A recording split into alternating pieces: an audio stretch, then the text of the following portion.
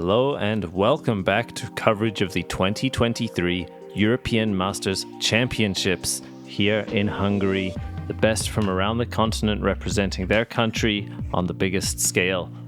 We are excited to be bringing you round 2 back 9 MP40 lead card coverage brought to you by MDG Media. I'm Connor Wood, and with me once again, Stanislaus Amann. Hey ho, excited to be here. Thanks for that awesome introduction. I am ready for some great golf. We have seen Tapani crushing the front 9, 8 down through 9 holes. Anders keeping up. KJ with a little bit of struggle. He is trying to get the birdies on the back 9. Also Ron with a pretty rough front 9. But yeah, a lot of birdies out there to grab. Most certainly, this technical course really offering opportunities for score separation in all directions. As we look to close out round 2 of the 4, we start here with hole 10 on the back 9. What do we have, Stan? Oh yeah, hole 10, basically the only really hyzer par 3 on the whole course. You have a little gap to hit at the beginning, and then just to make sure, you need to make sure to move your disc to the left quite a lot, so really throw it strong on angle. Also it has some significant length coming in at 120 meters, maybe even the longest par 3 on the course, this one and the next one. Tapani here going up high. And we see him get caught on those branches. I think very manageable 3 from there. And Anders here has had great angle control. We see this on a steep hyzer, but with a lot of speed. He saw a true commitment to that run up and fantastic result to his shot there. The gallery offering some claps. Looks to be inside the circle for Anders. Yeah, that was a really nice shot. KJ trying to follow that up. Also going up way high. Pushing it far to the left. Is he long enough? Yeah, getting some claps there. I think he's just a bit short of the basket, but should be maybe in circle's edge. Run here with a slightly lower line. Excuse me. And we see quite the overstability there. Going a little bit more nose down than the others, still finding a lot of leftwards movement. Looks to have maybe made his way into circle 2. Tapani got caught up on that initial gap and just looking to play for 3 now. Leaves that one quite short. Will be a tester, although his putting has looked fantastic. That is certainly going to be harder than he would like, considering what he had left. Those kind of par putts never feel good. For birdie, it's like a different story, I feel. And here we have the different story, shown us by Ron, putting it in from circle 2. Let's see if Tapani can follow that up. Really nice. Tapani gives his bid there just off the left side cage. We go to KJ, and good delivery for him from the bushes. Just an open straddle as he looks to reclaim his title coming into this round 2. As your leader has fallen back a few strokes, but Anders continues to apply the pressure. He has been pretty incredible from tee to green so far, and he will take 1 stroke on Tapani there. Actually 2. Tapani is settling for a bogey here. So this is going to be 2-stroke swing. It's a great point, and still a very reasonable putt here. You have to still give this all your focus, and just like that, he does find the bogey save. Some great exciting action already to kick off the back 9. Oh yeah, things are going quick here. So hole 11, one of the hardest birdies on the course. Very tight and also low ceiling gap here to throw a full drive through. This comes in at 120 meter. It's basically just a very straight shot, but you need to make your disc fly some kind of turn, most likely, in order to get all the distance you need to reach that basket. Let's see how Anders attacks it. I think certainly one of the more bonus birdies here. A very demanding par 3. Anders with a very nice line. Look at that. Finds himself well within the circle and a nearly perfect speed and angle control to his tee shot. He continues to apply pressure as your leader. Yeah, KJ here just slightly pulled out of the hand, but also some good distance. This seems to be in circle 2.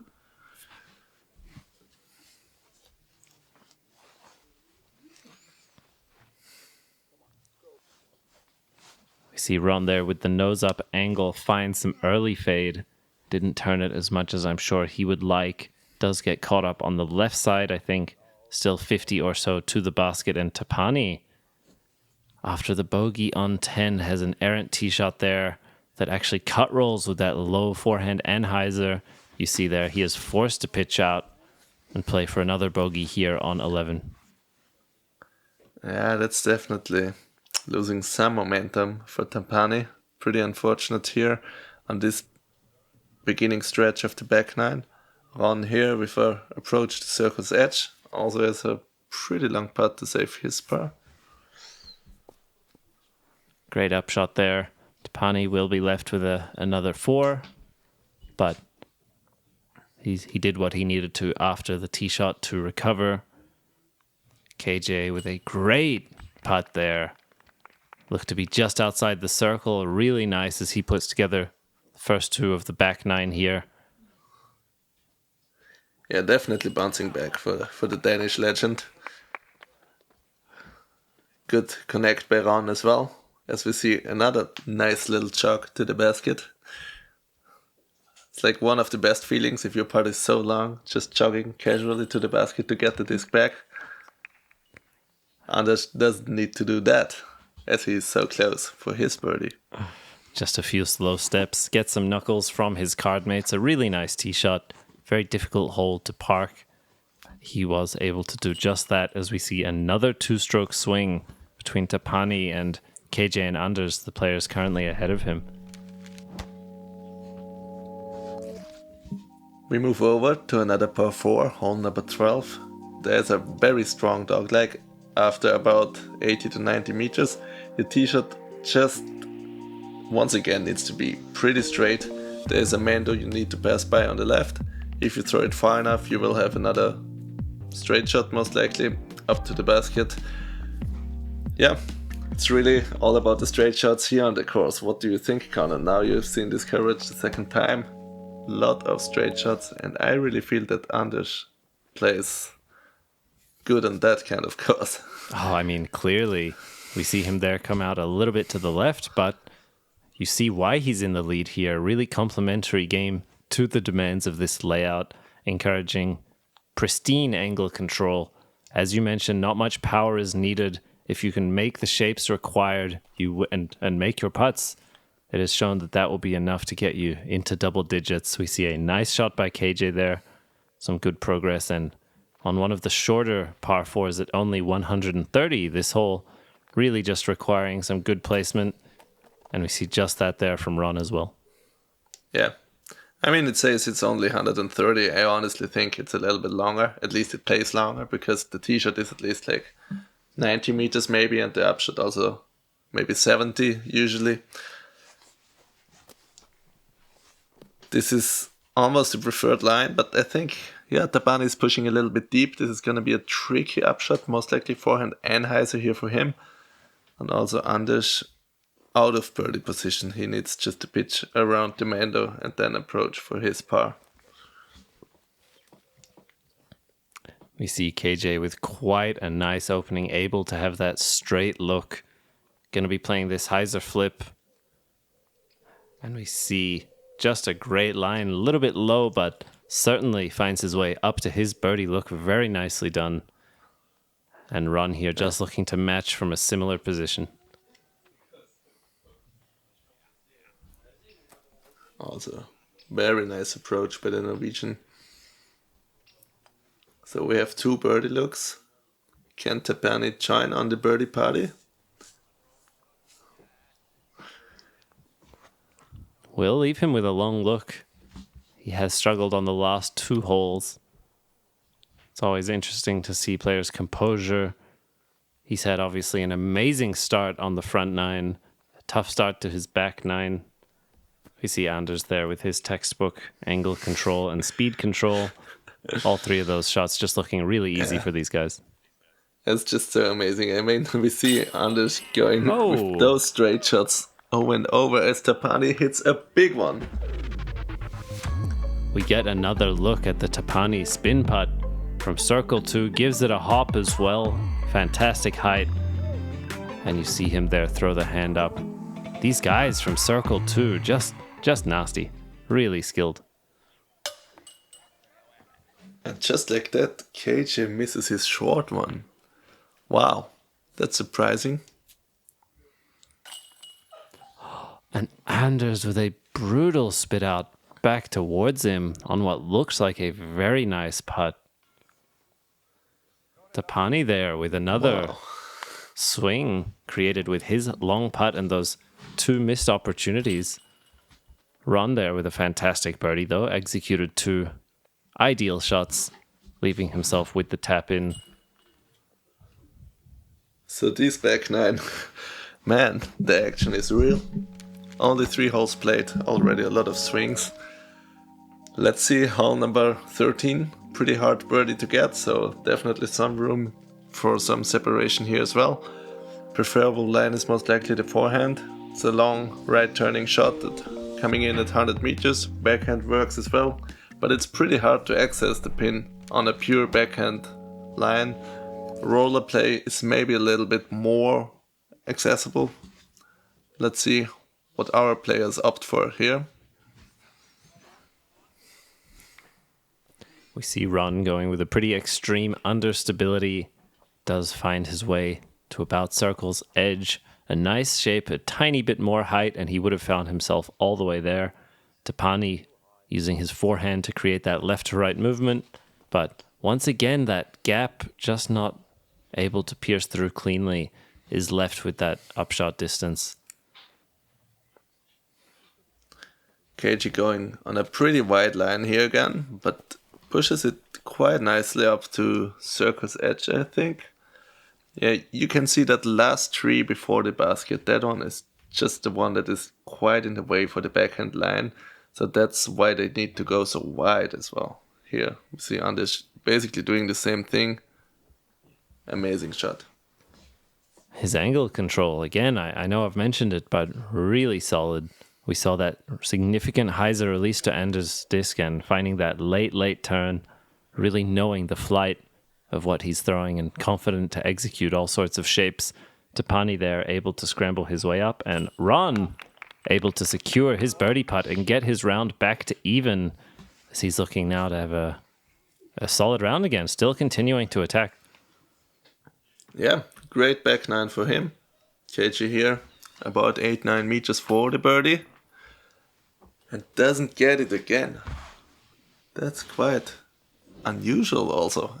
I'm not sure if I haven't seen KG miss for the birdie 2 times in a row inside the circle. He's good for that one, though, is able to save his par. And you mentioned just how many swings we've had already through just a few holes here on the back 9. I think that speaks to the technicality of this layout, and this wood-style golf requires great precision and a lot of risk-reward in play. As we see, 2 birdies, 2 pars here for our lead card on 13. Yeah. We go to 14. Straight, slightly right turning shot. After about 70 meters, there's a gap you need to enter. The basket is just tucked in those woods a little bit. Forehand line most likely preferable. Straight mid-range works pretty well as well. There's also kind of a crash over the top play, but I'm not sure if anyone will opt for that. That is quite a luck-based one, I would say. So one here, mid-range in his hand.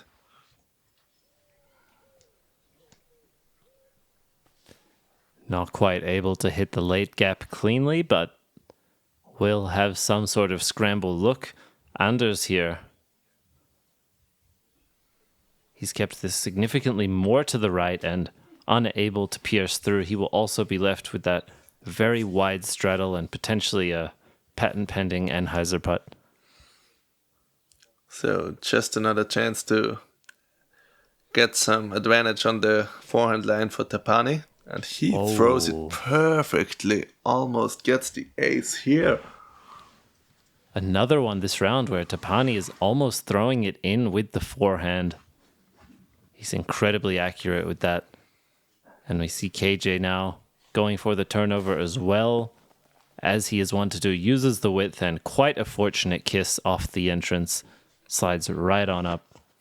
And Ron actually opting to go through the bushes here, has some sort of window. Wow, not bad. This really is a tough place. This is a super thick kind of bush. So you see Anders goes around, just lays it up for the par. This is, what you end up if you turn right too early. Great design here. Of course, only 85 meters, but a very specific line and gap required. Tapani finding not only the ace run, but the birdie putt as well. Always a fantastic feeling. Very rare that the legit ace runs are close to the basket, and always a good feeling when you could make the comebacker as well. Ron able to secure that par. Yeah, KJ is just left with a pretty short one here for the birdie. I'm sure he wants to make sure to not miss out on another opportunity, so this one really needs to go in. There we go. Also picking one up on Anders, keeping things tight.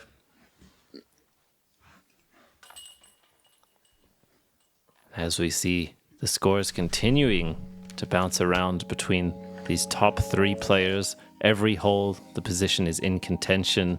What do we have here? Hole 15, second par 5 on the course, 230 meters. It's an Anheuser shot off the tee. You really need to find some of this open area. The woods to the left and to the right are pretty rough. Then we have this left turning gap at the end that you can attack on a higher angle as the right hand backhand player. Basket is just tucked about 40 meters back of this little gap. Pretty attackable hole, I think. Maybe even some chances for an eagle here. So if you really go big on the tee shot, might be manageable to get the second shot up to the basket here. A great hole. These long par 5s requiring a lot of consistency. 3 great shots and a putt to secure the birdie compared to only 1 shot on these par 3s. Really a test of players' resilience on the course here. Tapani up first, gets a nice forehand around the corner and a good forwards pushing shape at the end. Yeah, that's just a good position. Not too aggressive, but perfect position. Let's see how KJ does. Going up high and on strong Anheuser. Yeah, ending up on the green grass as well. That's just fine. Ron here, another player who likes to shape the backhands for that left to right. We see him significantly lower than KJ's line, but with more of a stable disc, and they have a very similar result despite the slightly different line. Both of them shaping the turnover. Anders as well now. Looks to have hit some height between the other two.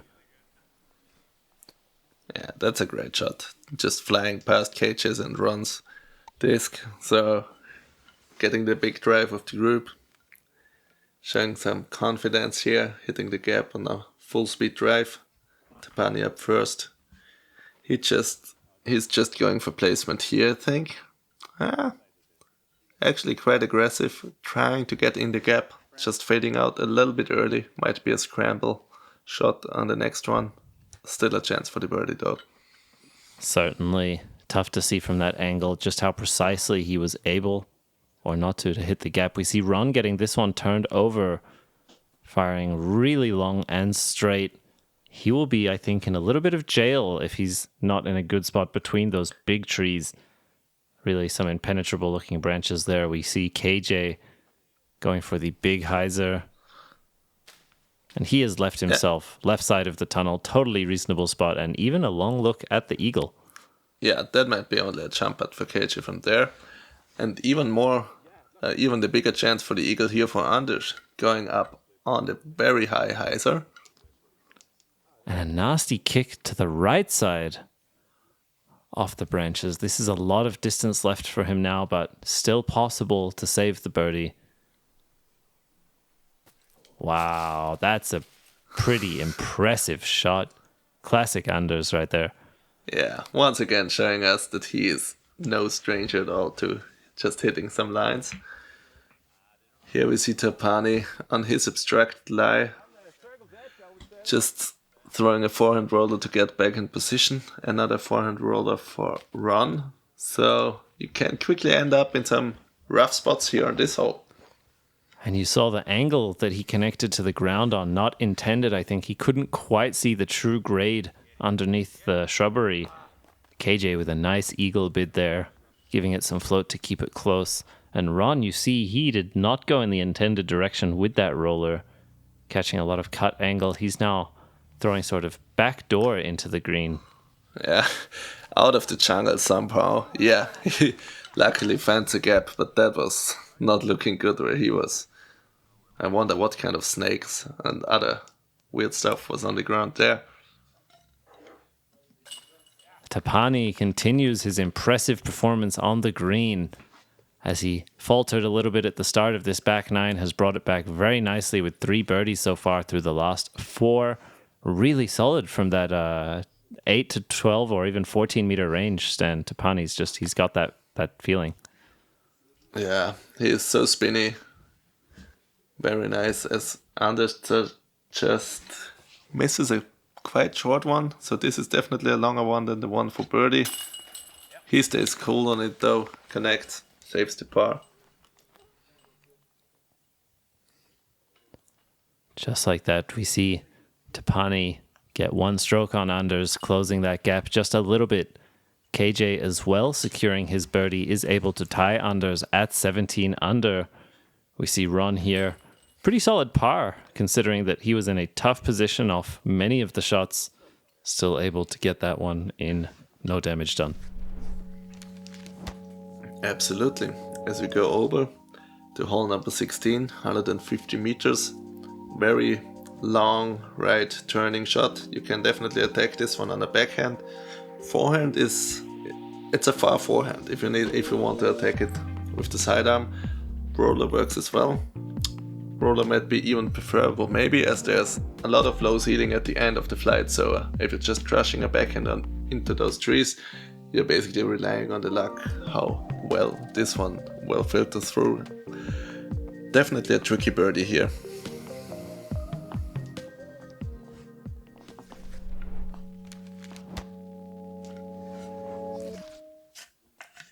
We have Tapani up first. Certainly no stranger to the forehand off the tee, but still opting for the controlled backhand line. We see him shape this turnover, and a really nice navigation of that late ceiling. Looks to have fought through to a great spot.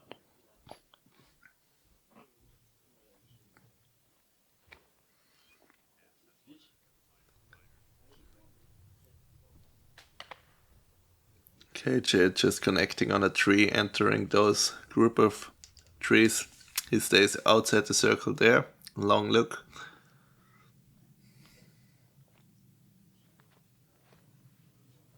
Run here with a lot more height. That late low ceiling, I think, really demanding a little bit lower, but he fires through it. In fact, along the stability of his disc, keeping him clear of the tree line rather than trying to go under. Or rather than going under, he does, in fact, just go past them and certainly gives himself a look at the birdie. Anders here, we get to see his control on the turnover and also just catching that very last tree, preventing him from a clean flight up. Yeah, first up KJ here. This must be like 13 meters, maybe 14. Just misses it on the strong side, barely. Tapani up next. Can he connect on another big one? Oh. A heartbreaker for Tapani Aulu. Just what looked like a very low and in the chains putt. Ron, however, is good for that one. Sneaks his round to 1 under here with another great birdie. Very nicely done. Anders with his opportunity. Very close. and is able to make the correction off the last hole's green. He has put together an 8 under for the round so far. Yeah, that's super solid. So anything in the neighborhood of double digits is quite good. I think what was KJ's score in the first round? -11, that was rated around 1055. So certainly the pace of these guys up at the top here. We see 9 under for Tapani. Both of those guys going into 2 holes remaining, certainly able to push the double digits if they choose. Tell us about this birdie opportunity, Sten. yeah, this is definitely a great opportunity to pick up a birdie before 18. Just another island hole. Comes in at 85 meters. There's a hyzer gap and there's a straight gap. Forehand is also an option if you like to play the flex line. I think you just need to watch out on this low ceiling. Don't hit a branch, because then you can quickly end up short of the island and take a OB stroke as you are playing the hazard rule there. Yeah, Ron definitely throwing that one too low, straight to the ground. I think just some missed timing for him, not quite on that release rhythm. We see Anders here gracefully just low to the ground, sliding his way up to about circle's edge. You see OB quite close behind. If he were to airball or just fire off a little bit too fast on that putt, could be bringing danger into play, maybe in his head. And KJ certainly bringing danger into play as well there out on the left. Yeah, I think that was a total misfire for KJ. I don't know, some timing issues or something else. Anyway, we're just watching Tapani trying this beautiful flex line on the forehand. Yeah, coming up short as well a bit. So just setting up for one of these really nice spinners again from him. We see KJ, what he's left with here to the green. Just a touchy, soft shot. A lot of spin and some good precision as well. Leaves himself just outside the bullseye for a bogey tap-in. Run as well here, looking to play for the 4 now, get himself close, opts to go through the branches rather than under them. And I think has just hung on to safety. Yeah, super close. Okay, this is what we came to see again. He's so good. How is it that easy? I don't understand it. I'm getting crazy here, man. I can't watch this anymore. Fantastic consistency from Tapani Aulu at that range. Just edge of circle. The man is a machine. Anders with his chance there and really challenging the OB, but able to find enough metal to slow him down. Interesting, because it's hazard and not OB. Ron there, in fact, able to stand in the hazard area for his lie. And unfortunately not able to connect on that putt. So once again, we see a lot of stroke swings here on hole number 17 as KJ just taps in for his bogey. Tapani has made the 103rd big putt we have seen so far for the par. Anders settling. Tapani actually had the bogey, Anders had the par. And Ron, I believe, putting for double here. Absolutely, yeah. Did find the trouble off the tee as well as on the green. You see him take a little bit of damage to his scorecard here going into the final hole. And Anders with a little bit of a straddle over the rope there. Yeah, you see him adjusting that footing, ensuring his comfort. A lot of focus left on this short putt. Very critical at this moment. He is able to save that par and retain his solo lead position of 18 under going into the 18th hole. Yeah, and that one is an exciting one. Coming in as the hardest hole of the whole course. A straight opening shot. I think this really plays to the strength of Anders, maybe also to the strength of KJ. And then, if you're out of the tunnel, you're leaving yourself with just a big towering hyzer up to the basket. All the right side is OB, all the left side is some of the roughest roughs you will ever notice on a disc golf course, honestly. So better make sure to stay on the fairway here. Certainly that right side OB going to be keeping players honest. They're going to want to use some understability to push straight and mitigate any fade, but really important to not overturn it either. We see just a late release from Tapani, but does find that green flag. I think certainly still manageable par for him. Sitting in the center. Here we go. This is it from Anders. Yeah, nothing else to expect, honestly. Just a perfect shot through the hole gap, outside to the open, and yeah, leaving himself with a great chance at birdie. KJ looking to solidify his presence on the round 3 lead card here.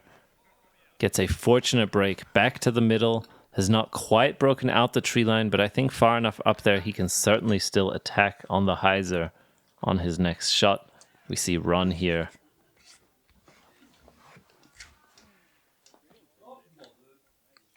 Also just staying safe. So we have 3 shots that just need to go out of the mouth here. Tapani most likely just playing for a par. That's too far back to attack any kind of circle or circle 2. Also run, most likely just laying up. Yeah, most certainly. You see both of them in their disc choice, quite conservative, understanding that placement is key here. And the distance will come on the next shot to close the gap to the green. KJ certainly with an option here. Looks to have a slightly sharper disc in his hand, I think.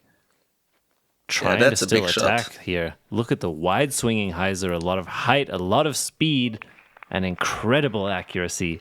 For KJ Nybo, your defending champion, will be leaving round 2 with a tap-in birdie. Very nice. That's a nice one. Let's see if Anders can follow that up. Looks like a well-thrown hyzer as well here, around the corner.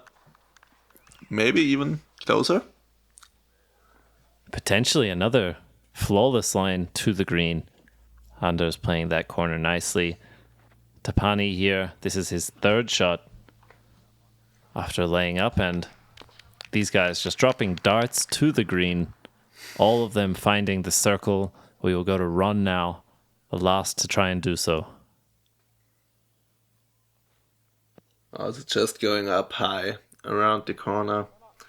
This is a blind approach, so this is definitely not an easy one, and Doran just catches some of the branches and leaves himself probably outside circle here. See if he can connect on the par putt. Just a little bit shy. Yeah. And we see there Anders with that birdie on 18, getting to 9 under for the round. Going into round 3, 19 under, just 1 stroke behind his round yesterday, showing incredible consistency up at the top throughout the start of this tournament. Tapani here as well, solidifying his round with the par. 10 down, able to secure the double digits, and most likely his spot on the lead card once again. Yeah, amazing scores here. It's gonna be an amazing battle, I think. There's round number 3 and 4 are likely to be very exciting. KG here tapping in his birdie for a -6. Just maintaining a 2nd place, tied with Tapani, I think. And yeah, let's check the leaderboard here. What do you see, Connor? Some nice camaraderie for the lead card. The halfway point of the tournament has been reached, and we see the standings. Anders maintaining the solo lead position at 19 under. Mika Laiko with a 12 under round 2. An incredible pace that has found him in 2nd place. Tied in 3rd, Tapani and KJ, both sitting at 17 under. That's your lead card for round 3. And of course, many players behind them, although after KJ, 6-stroke lead between the guys tied in 3rd and tied in 5th. We see a small pocket of players really pushing the pace. And on this big scale, of course, 36 holes down, 36 to go. We appreciate you joining us here today. You can like, comment, subscribe, as well as check out the Patreon if you're feeling extra supportive. We appreciate each of you, and I appreciate you, Stan. Thank you for joining me here today. It was a lot of fun. Thank you, Connor. It was my pleasure. See you on the 3rd round.